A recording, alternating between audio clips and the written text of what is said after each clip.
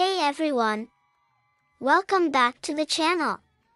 Today, we're heading to the town of Paete, Laguna to explore one of its most iconic festivals, the Yukit Taka Festival 2024.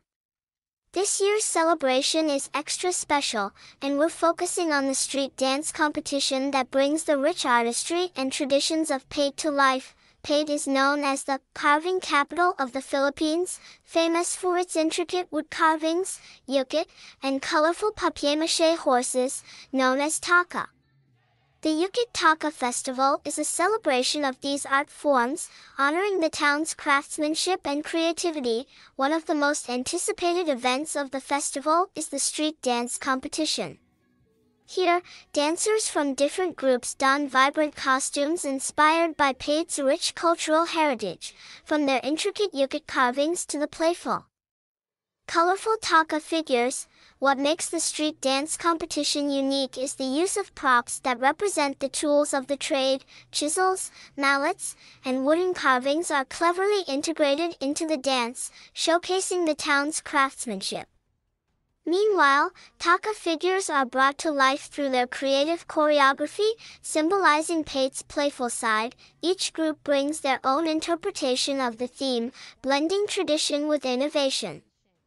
The dancers' costumes are detailed with elements of woodwork and papier-mâché, while the performances showcase both the cultural pride and the artistry that Paete is known for.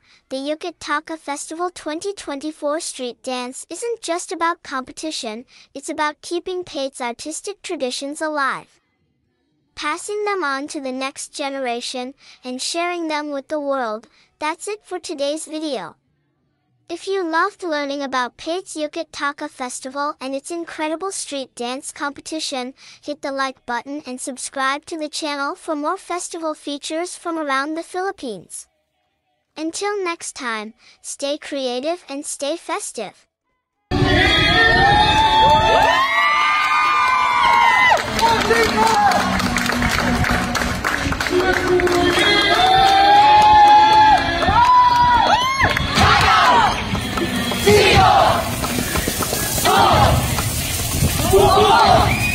Let's go!